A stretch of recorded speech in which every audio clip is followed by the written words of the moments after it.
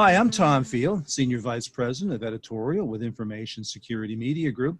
I want to welcome you to our latest conversation with CEOs and CISOs on the cybersecurity issues that are driving business today as we emerge from the COVID-19 pandemic. Joining me today from the CEO community, I've got Lou Manousos, RiskIQ CEO. Lou, thanks so much for joining us today. Thanks for having me. I also have got Sahir, Hidayatullah, CEO of Smokescreen. Sahir. From the CISO community, CISO of VeryGoodSecurity, Kathy Wang. Kathy. Hello. Chris Roberts, virtual CISO, researcher and hacker. Chris. Thanks for having us. Rebecca Wynn, the CISO of 247.ai. Pleasure to be here. And I also have got Anne-Marie Zettlemoyer, the VP and BSO with Mastercard. Anne-Marie, thank you so much. So folks, to get started here, what I'd like to do is go over some of the themes that we've seen so far in 2020. There are three themes I'm going to speak about: disruption, distortion, and deterioration. In terms of disruption, overdependence on fragile connectivity is going to increase the risk of premeditated internet outages that compromise business operations. Cyber criminals will use ransomware to hijack the Internet of Things or connected devices. In terms of distortion, the spread of misinformation by bots and automated sources can compromise trust in the integrity of information. And in terms of deterioration, rapid advances in smart technologies and conflicting demands posed by evolving national security will negatively impact on enterprises' abilities to control information. Disruption, distortion, deterioration. Which pose the greatest risks and why? I mean, we obviously have disruption. We have a huge amount of disruption. I mean, 2020 has been an absolute mess for most of the year. So, I mean, when you take a look at everything that we are trying to do, everything that we've been trying to do up till 2020, we hadn't been overly successful, and let's be perfectly honest. And then we hit 2020, and all of a sudden, now we have an entire enterprise organization which has to fragment itself back out and actually almost regionalize itself again. And then we now have all of the training issues, the user architectural issues, the system integrity issues. And on top of that, let's face it, we have the hyenas from the attackers and the adversaries' perspectives, which are looking at this as basically free lunch. So huge amount of disruption, huge amount of challenges. And in the middle of it, you know, we have an entire industry that's still trying to find its feet, that's still trying to get its message across to its users, and is unfortunately still playing catch up. So a lot of change, a lot of things to do. And, you know, a wrap up thought on this one is we are still, as an industry, still struggling to fix some of the basics that we have. So a lot of challenges. Not having a world backbone that seems to be able to handle the world traffic right now is the scariest for me, as we saw that again happen yesterday with CenturyLink, and then how that actually goes ahead and rolls out to many, many different countries and as many, many different corporations around the world. I think the one good thing about a CISO is that if it's affecting me, it's affecting you. And so we really realize even more that we're in this together. But one thing that makes it really tough is as we look at as our own infrastructure and maybe some changes that we wanted to make in a year or 2 years and 3 years that we've had to push forward to this year because of all the traffic that we're having even internally. And now we've had to go ahead and change things to work at home very quickly and do that sustaining, is that we have other companies that we, you know, rely on for our MPLS and different things like that. It's hitting them as well, that their data centers and things are having critical failures. And we've seen that many times over the last couple of months. And then you ask ourselves, what's your continuity business plan in that case? You know, a lot of times you don't have too much of a choice. You might have, you know, 2 or 3 different carriers that you go ahead and do business with, but they might both be having the same caliphatic failure. So what do you do? So that's the one thing I think, not only as a corporation, but as a world, that's extremely scary to me. We saw in March how the world basically rushed to enable work from home. That means that for many companies that maybe don't have a lot of resources, they've done that in very quick ways. And perhaps we know that speed sometimes leaves security behind. And that led to a lot of individuals using personal devices, people relaxing some security rules in order to make operability, in order to make functionality the priority, because it was. And that leaves, as Chris said, that leaves a hole. It leaves an opportunity. It leaves a gap for an attacker to leverage. So with ransomware, for example, you'll see, I mean, in the Intel space, you see an uptick in these types of campaigns taking advantage of more lax systems, taking advantage of personal devices that could then compromise enterprise networks or business networks, small networks, or what have you. And so I think that piece is what is exasperating, or has been exasperating from the pandemic, that and considerations for privacy and things like that. I agree that 2020 has been a very tough year so far. I'm going to look at it from a cloud native perspective, because there's a growing number of companies that rely pretty much on other infrastructures, right? There's no self-hosting, there's no on-prem. So when you look at those things from the perspective of 2020, disruption is a really big deal for cloud native companies, because here we are trying to get better visibility, observability, and better advanced indications and warnings around security events that occur in our infrastructure. And our infrastructure isn't self-hosted. It's either AWS or GCP or Azure. And from there, we're looking at security incidents like ransomware, where it's important to understand what the state of what your observability is, but it's also very important to be transparent about what happened with the public, right? So with recent events that we've seen, where companies tend to get in trouble is when they're not able to be transparent about the security incident. And so I feel like transparency is important for building that trust with the customers and with consumers. I see it as an opportunity as well for, disruption works both ways. We have, after the initial panic of, oh my God, we've got to get everyone plugged in working from home, and we've got to get VPNs up, and the perimeter is suddenly something we need to secure again, despite what the industry was saying for the last maybe 6 years. I think there's opportunities to, basically have meaningful conversations around security. Security has become something that matters again. The folks who actually, write us the paycheck are listening. They know that things have changed. And so once you get past the initial period of, okay, we need to hold down the fort, you can weed out inefficiency, you can rewrite your security programs, and you can probably get more things done than you could have done in the past. Once you get past the basic, okay, fine, we can now get back to business.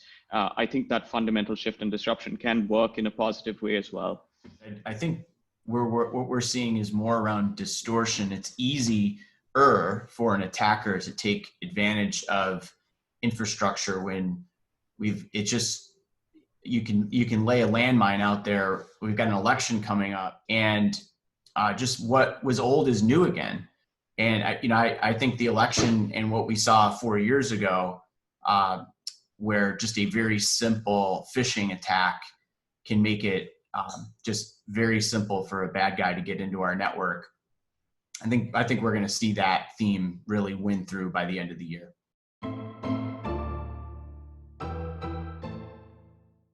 Good transition to talk about active defense. So as a little bit of context, advanced security, predictive analytics, machine learning, they're becoming must-haves, as it's clear that we as organizations now need to move toward active defense strategies. It's great to have game film to show you what happened, but we now need the ability to be able to start to predict future TPPs. So organizations are showing a strong preference for IT security products that feature machine learning, other forms of AI. Lou, I'd love to start this question with you. What is the real state of predictive analytics today, and where do you see them going in the future so that we've got this active defense that we need? I think attackers are leaving a footprint, just like the enterprise leaves a footprint. And so from an active defense perspective, what if we could burn their infrastructure and, not only prevent that attack from existing on our network or getting to one of our employees, but just literally broadcast that out there in an automated fashion so that every organization can benefit from that information. What that does is it dramatically raises the cost. attackers have to create infrastructure to launch their attacks.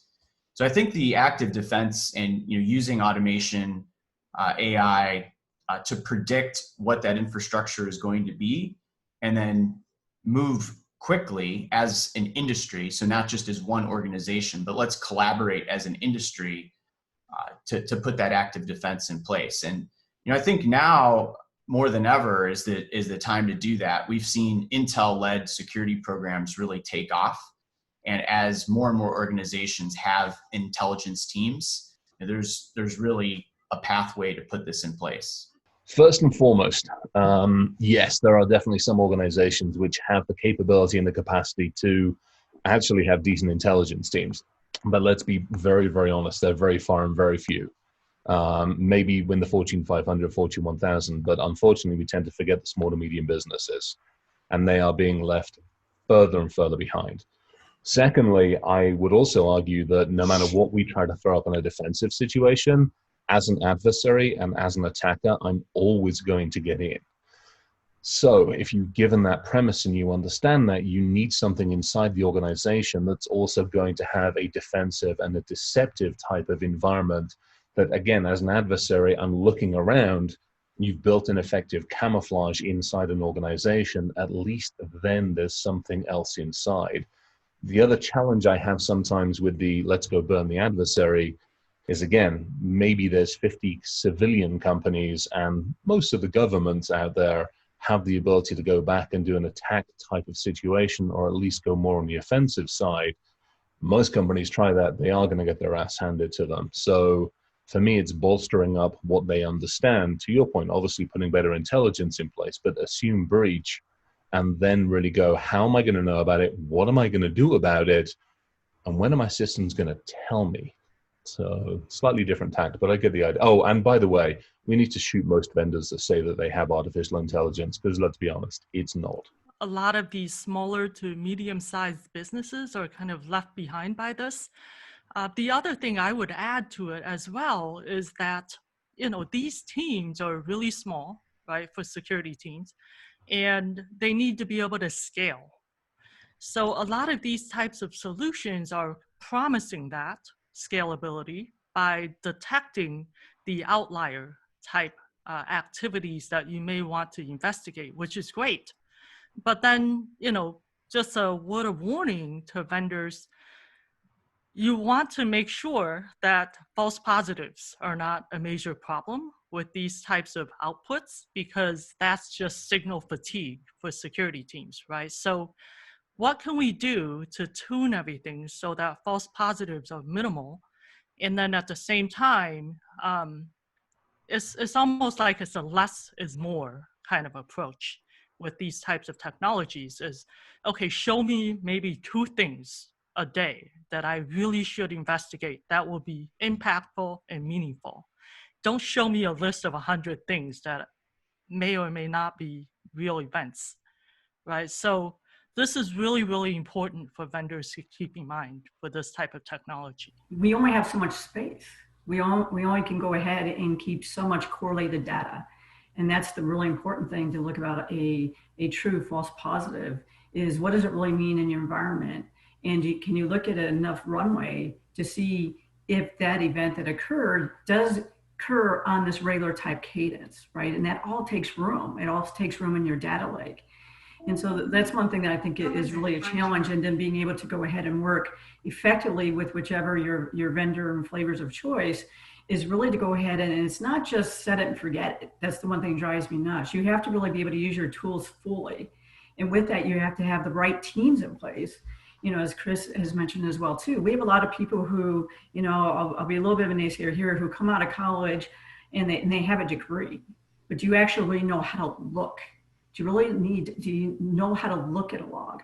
Do you need to look at a raw data set? Do you even know what a raw data set looks like?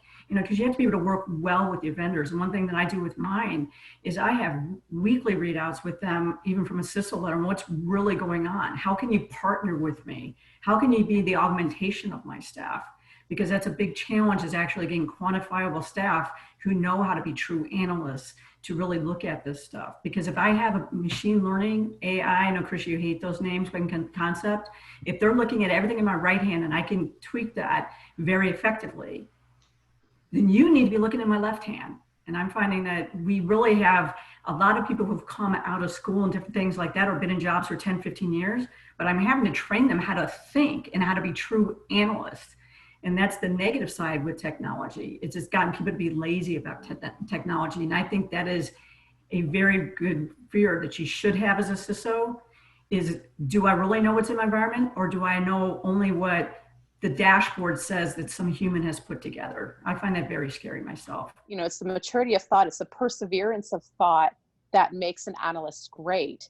You know, you have to be able to push context and have that sustainability to work through a problem, the patience to work through a problem. And I think sometimes when we're building our teams, we forget that that really needs to be a core trait for many of our roles. And we, you know, focus too much on a degree, or we focus too much on a cert or a coding skill, and not necessarily consider that piece. The other thing that you said that I really liked is, and Kathy mentioned this too, is, you know, we're trying to get tech in to augment our staff. But I think sometimes, but particularly with smaller teams, or if you're looking to gain efficiencies with your workforce, adding in tech doesn't mean that you're not going to be able to add no people or no skills. You need to have that capacity to handle the tech. As you said, it's not set it and forget it. You need to have capacity to work the tech, to tune the tools, to enable these artificial intelligence and learning tools to actually give you good data. And as a security leader and people that, you know, someone that builds these types of capabilities, I see that being overlooked a lot when we're trying to find a solution. You know, we've trained the industry to believe that security is a big data problem. I'm not necessarily sure that that's accurate. I think it's a good data problem. And what that basically means is, what is active defense? You're basically trying to say, can we go from being very reactive to doing something which is slightly more proactive? The first sort of steps there were threat hunting, but that required a certain sort of maturity. I obviously have a horse in this race. So, I mean, deception is a thing that we believe in. If you can cut the false positives, you can cut the noise, and you can let smaller security teams punch above their weight, that's going to go a long way. And you don't necessarily need to be collecting tons of information. You don't necessarily need to be analyzing it. And it's funny that all of us have this immediate averse reaction to the AI ML thing. I wonder why that is. I think it's because as an industry, at least from the vendor side, you know, we know that there are use cases, there's stuff that you can do there, which is relevant. But from the consumer side, it's almost become, almost a joke now, because what most people didn't understand was that AI and ML gives you another question mark. It doesn't necessarily give you an answer. It gives you another thread to pull on. And what the consumer wants, or what the defender wants today, is not another thread to pull on. He wants an answer as quickly as possible. And that's why, I mean, that was pretty much why we started a deception company. And I know Chris feels very strongly about that topic as well. But I think, you know, if we zoom out, do we really need to view security as a problem where we need to have the machines do all the work, or can we just simplify things a little bit? You know, active defense doesn't have to be this massive launching an attack back against an adversary. There's some very simple things, you know, that attackers are doing to mimic infrastructure, to mimic a company, and to fool employees or customers.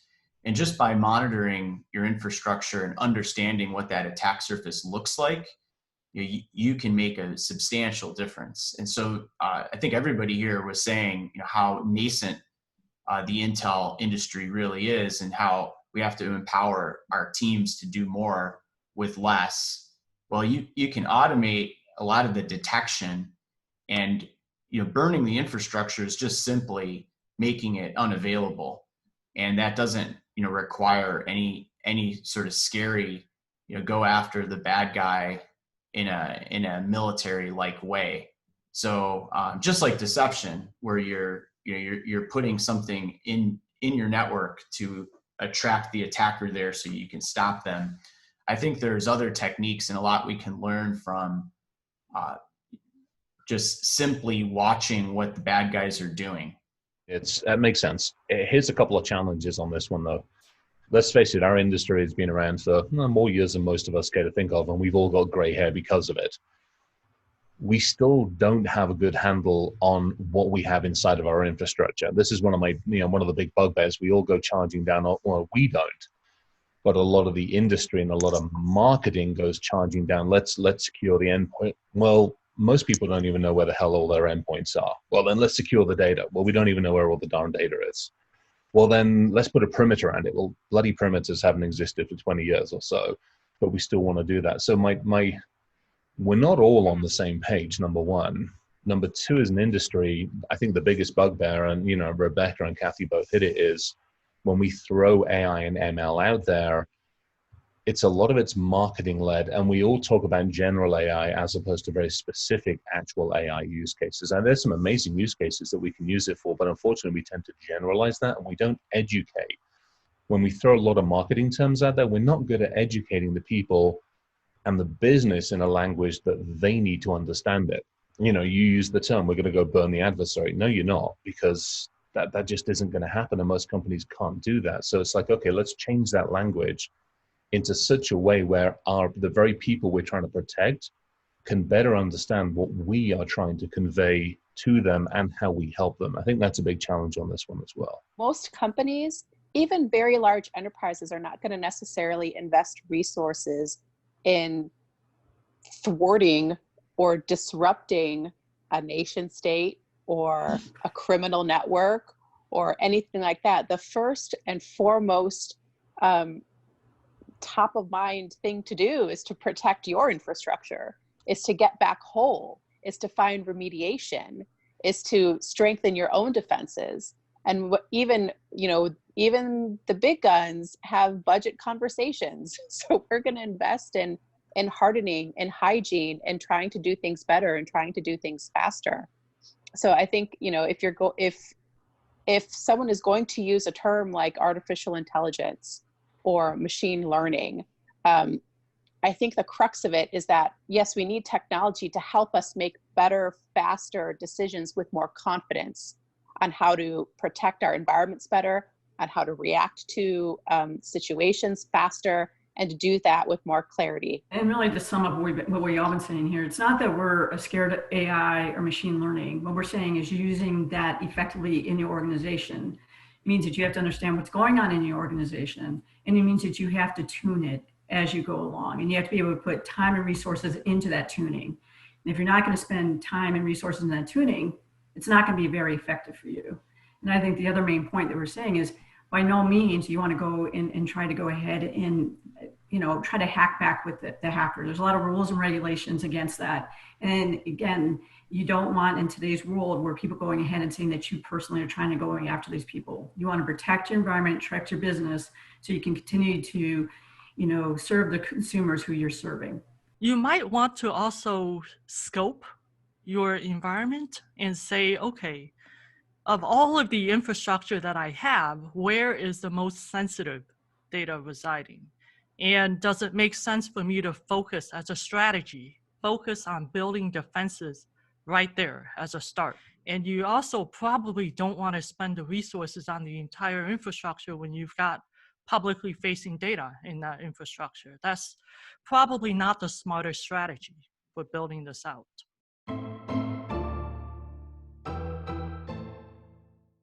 I want to shift and talk a bit about the adversary for a few minutes.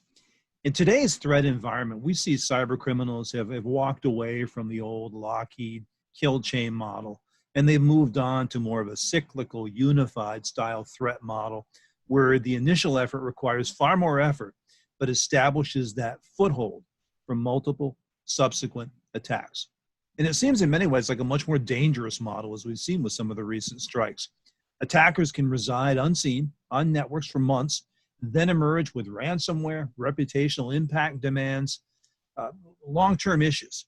In this environment, how do we detect and combat this attack vector going forward? It's different from what we've seen in the past. There have been two paradigm shifts. The first is the adversary's ability to mimic, we keep going nation state grade attacks. What's really the difference between, human driven Joe malware today and nation state grade, right? Most folks are not having a 0-day burnt on them, right? It's the same. We're going to get in with credential stuffing, or somebody clicks a video of the dancing bear, then we're going to get Active Directory domain dominance, we're going to escalate privileges, and then we're going to take that action, whether it's stealing money, or we're going to, encrypt your stuff or shut down your plant, whatever it may be, right? So if you look at it from an adversary's perspective, that whole cycle of what they do has compressed. The number of things that they do have compressed. And as you rightly said, it's something that's very repeatable. It's a model that works 9 times out of 10. The sad part is that because that's become so heavily commoditized, that can now hit SMB, where earlier you were saying, okay, you're a bank, right? You're one of the top 5 banks in the world. You're going to see that kill chain for the sake of calling it a kill chain, right? Now you're going to see that even if you're whoever, right? You could be a small mom and pop shop. And then you're going to have your data encrypted, or you're going to have something shut down. You're going to be held to ransom. So that's shifted, right? And as part of the fact that entire ability and methodology of attack becoming so commoditized, what's happened is that the attackers have realized that they don't need to hit the big guys. They can hit downstream, they can hit mid-market, they can hit SMB, and there's still enough money there. There's still enough value for them to extract there. So what's happened is that their tooling has become democratized. They're able to attack stuff far easier. They found something that worked. It still works even in some of the largest organizations in the world. We see it every day, but it definitely works every single time downstream. Anybody who does any red team work would know this. I mean, if you pen test a mom and pop shop, you know that you're gonna, you're gonna be king of the hill in probably an hour, right? The difference is that now they have a way to monetize that. So I think that's really going to be the problem. They found the perfect crime. Okay, we'll encrypt it. Okay, you've got backups. Well, we're going to leak the data, or we're just going to make sure you're locked out. We had a case with a healthcare provider recently where they didn't even steal anything. They just changed all the credentials of every single account in the organization, right? And locked out the admins, locked out everyone. And that was ransom. It was a different version of denial of service. So we're going to see much more of this. It's sort of the perfect crime. Ransomware, I thought a few years ago, ransomware was the perfect crime. But then the thing is, nobody really wants to go and pay you with Bitcoin and do all this stuff. And some people just don't care about their data. They say, I don't really have that much. But once you can't go back to work and you can't use stuff, it doesn't matter if you're a dentist or a Fortune 500, you're in trouble. I mean, they're even in the headlines. I see that there are more and more entities that are resorting to paying. And the fact that they are in the headlines further emboldens these threat actors. And sometimes it's even covered by insurance. Even more so right now is reputation management. They don't have to necessarily grab your data to leak your records. Now they just have to have it. And if you do not pay us, we will leak to the internet that we have it, encrypted or not encrypted. And how are you going to handle that from brand management, reputation management? That's become a bigger threat than how many records are going to be leaked out there. I see both sides of it. We're unfortunately watching, a couple of the companies I'm doing the virtual side of the world for. We're seeing between 60 and 100 cases per month come through, and so much of it's covered by insurance. And so they'll hit them for 1 to 3 million. I mean, we're brokering deals, unfortunately, at the moment where we're having to deal with ransomware between that much. Some of that hits the news, 24 hours, it's gone. Even if it's a huge organization, so much of that, you get that initial hit, oh no, everything went bad, and then it's done, it's forgotten about. We, as society, we have such a short term, and we've been hit with this for 10, 15 years that more often than not, we just shrug it off and keep on going. It doesn't seem to have a lasting impact. I'm interested on your thoughts on that one, because it just doesn't feel like that brand reputation thing takes a hit for more than 24 hours, 48 hours in most cases. How many people here are looking about having a certification from a company who teaches pen testers and everything else who just ran into the same issue themselves? I'll tell you, it causes me a pause to even want to send people to training. Even though I've done training with them before, I'm like, wait a minute, what are you training if you're the ones who got hit yourself? So I think it really kind of depends. A couple months ago, there was a case in the news about a law firm that got hit with ransomware attack with very, very high profile clients. And to Rebecca's point, there was leakage of sensitive documents from these clients, high-profile celebrities, and that could be quite damaging for sure. The other thing I think is in play here is that, remember, all of these decisions are being made by individuals, and even if it's not the brand reputation, it's certainly not a stock price hit. We know that the stock price recovers in a quarter or two, but the individual themselves that is being held accountable for that payment or held accountable for that decision is also in play. So I think, it's more complex than, a blanket statement, and there's a lot of different things to consider. And I can't be the only person that's noticed that stock prices are not really impacted by security events, right? So I've always felt like investors are a little bit odd to me. They don't necessarily react to these types of events. But looking at all of this, whether it's kill chain or it's ransomware, whatever the flavor of what the news is talking about these days, what can we do to ensure that we reduce the attack surface in the first place? So not giving people admin access when they don't need it is a big piece of it, right? But also looking at architectures or models like zero trust, which I'm a big fan of, right? So when you look at zero trust, you're taking the user in their role and what device they're using and making sure that every session is authorized for whatever sensitivity of data they're trying to access. Putting better controls in place and working on strategy for models can also help to reduce the attack surface of these types of flavors of events. I think the control issue here, and why are attackers just spraying and praying the internet, right? What they're looking for weaknesses. They're not necessarily targeting any one company. And because they can monetize these attacks with ransomware and other means, the attack surface now and what part of it we need to protect, it could be as simple as, a remote worker that is enabled some type of remote access to their machine. It could be a cloud environment. Someone mentioned earlier, we really don't know the assets that we have in the enterprise. Well, if you don't have an accurate, very basic asset inventory, that creates this almost endless number of doors that bad guys can get into. It makes it impossible to understand what normal behavior looks like. So I think the shift away from the kill chain and more of the traditional reconnaissance that attackers were doing, 5 or 6 years ago, is they just don't have to be that sneaky anymore. There's just all these victims out there that you can get with fairly basic internet scanning and email attacks. So it does go back to the basis of let's build out a good control framework, understand what our attack surface looks like, and to me that is accurate inventory and other hygiene matters.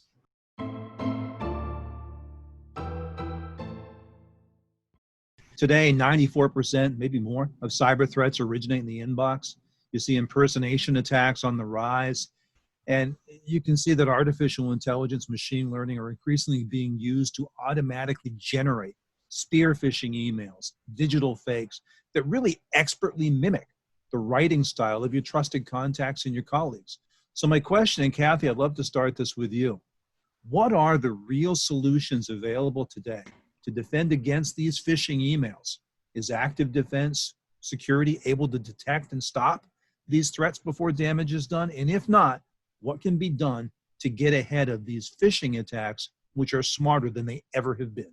This may be fighting words for some vendors that do security training, but I think we need more than that, right? So that may be part of it, but we also need better automation and better advanced indications and warnings and better response. And a lot of that is about scaling security teams as well. When you have phishing emails, for example, why is that happening? And is it because of your domain reputation? That may be a problem as well. But, you know, a lot of the cloud native companies use software solutions like Office 365 or G Suite, right? Where phishing detection and response is already built in. So if you're not running your own mail server, then this is not a problem that is huge for you necessarily, right? So it's not that we don't have solutions out there. I just feel like sometimes these solutions are not very scalable for smaller to medium-sized teams. The one thing as a small, medium-sized business is that you have to find a good partner for your mail, be it Office 365 or something similar to that, because they are building in that layer of security on top. And then, you know, for us, I do go ahead and have a very strong company be my top layer as well too. When you talked about educating your users, it is important to keep them educated. But the one thing that I don't like about some of these other training programs, we do our own and make our own content. You're human and you're going to make a human error. I'm not going to send you to training hell for that. Right? I'm going to go ahead and see what you did, why you did it, and let me go ahead and have discussions around that instead of doing that. And that's the one way that your training will get a black eye very quickly is making it a punishment instead of a learning experience.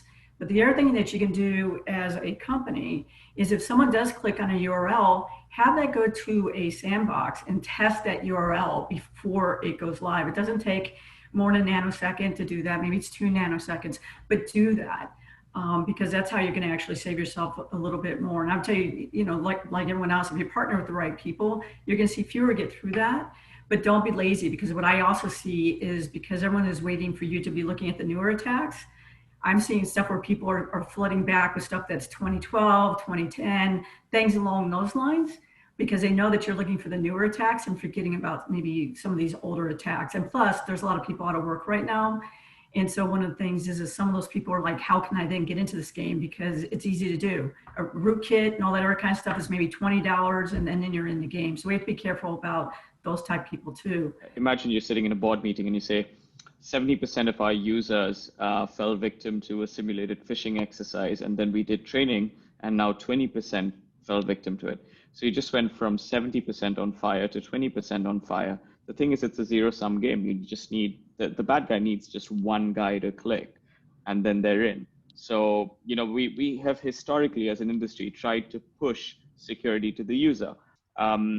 You know, once again, it comes down to, are you going to be one of those drive-by victims? You know, Lou made a very good point that nowadays the bar is so low, they don't need to specifically target you. They can just go out and just, you know, spray and pray.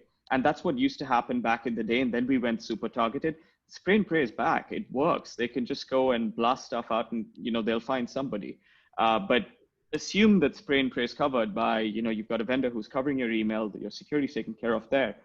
If someone goes really targeted, it's almost impossible because it's never been seen before. O365, G Suite, I mean, they do a great job, but if they've never seen that pattern before, like if I were to write a mail to Tom right now saying, hey, Tom, I want to get onto an interview and you know, here's a previous interview I've done, can you click on this link?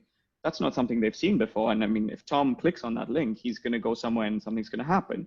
So I think, again, we fall into this dichotomy between, you know, what happens to everybody and then what happens to the guys that get specifically targeted. And it's two different worlds. You have to address them differently. We try to find this grand unified theory of security and it's never going to happen. I mean, it's about reducing risk. It's not eliminating all risk. So am I going to not employ any of the more basic defenses because it's not going to thwart an extremely sophisticated attack? No, the reality is that a lot of them are these low-level attacks, right? But depending on, you know, your risk and reward profile and the resources that you have, to Kathy's point, you're going to invest your time, your people, your budget into, you know, the biggest bang for your buck, hopefully. I think most of the training that we do these days is broken. So let's start with the easy one. We don't train to the human, we train to the audit requirement. Thou shalt teach thou users once a year to not click shit. We teach them once a year to not click shit, as opposed to on a regular cyclical basis going, hey, let me engage you. Let me give you something thoughtful. Let me give you one thing and I don't give a damn about the company. Let me give you one thing that can help your family or your friends or your kids. Let me give you two things that can help kids back to schools or help kids do this, help families. We train that way. We've forgotten the human part of it. Now, is it perfect? Absolutely not. Will somebody still get in? Absolutely yes. But what it does is, again, to Anne-Marie's point, it reduces that risk. It brings that from a 70% to maybe a 50 to a 30 to a 20.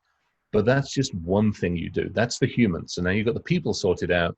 Now you look at the process behind it. Okay, if I do that, do I know where those issues are? Do I know what active defense, what deception might be put in? Do I know, to RiskIQ's point, where all of my assets are? Do I know, to Kathy's and Rebecca's point, where my information is? And at least that way you've got some kind of layers, as opposed to just going, because at the moment we've gone a couple of different ways. We've gone like train the hell out of the human, but only so that we can pass an audit, as opposed to let's think of the human as a person. How can we help them? Not just in a business, but let's face it, I sit in my lab at my house. I've got 50 to 100 different devices on my home network, let alone everything else that's around me. So how do we help the human themselves? We've forgotten that part of it. Key staff and executives, anyone who gets targeted by these digital fakes, let's not make it easy for the attackers. So educating your employees on their own personal digital footprint and the trail that they're leaving, I think is critical. And if you're an investigator, understanding what's out there. So when the attack does happen, which it will, you're going to see these attacks and they will succeed at some percentage of your user base. What signal is in that message and how can we investigate that rapidly? I think the time that it takes to investigate even a simple phishing attack, it just leaves that window wide open for a threat actor. And because these guys are going to get in eventually. So what we've really looked at here on the human factor, again, it's educating the key people who do get targeted on what stuff is out there about you, so that when you do see these emails, you can question, well, of course they knew that my kids went to this camp, or that I'm attending this conference, because it's out there. So you shouldn't be surprised that someone might have that information and just immediately, trust them. Human factor is always one of the weakest links. But when we look at the attack surface, we include the human factor, and that's one of the top things that I see with CISOs today is, it's like being technical support for the C-suite. They're going to call a CISO and ask, hey, how did I get this email? Coming back with a reasonable response about protecting your own executive footprint, I think is just totally key right now. Folks, we've covered an awful lot here in the time we've been talking. We've talked about the adversaries. We've talked about the threats. We've talked about the detection and response. Consistent theme has been, as we approach the end of this year, as we start 2021, we're all going to be attempting to do more with less. Given everything we talked about, given the reality of having to do more with less, what would you say are the essential elements of your cybersecurity roadmap as you look ahead to 2021? Remote work is here, for many of us, a lot longer than we expected. And I think every organization has to assess, that and make sure that they're baking that into their program. Accelerating your threat intelligence program, enabling Intel-led functions, not just in a centralized Intel group, but how do we push that into vulnerability management programs, into the executive function, into the SOC?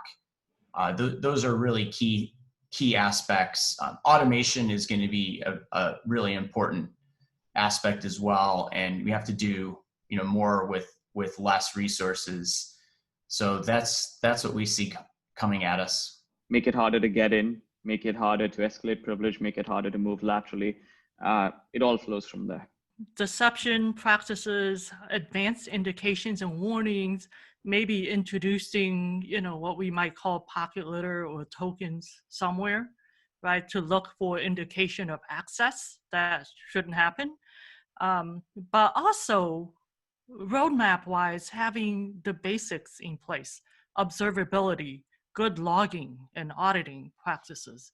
Also centralized single sign-on, which was mentioned as well, right? So being able to integrate as many third-party apps, which cloud-native companies have to worry about. Not only do we have to worry about our data, but how is the third-party vendor handling our data, right? But controlling that access and getting really good visibility into all that is very central to a good roadmap.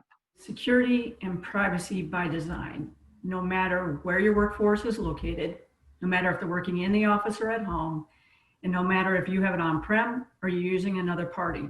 If that is not their core, don't do business with them. If that is not in your business, get it into your business. We have to be embedded up front, always.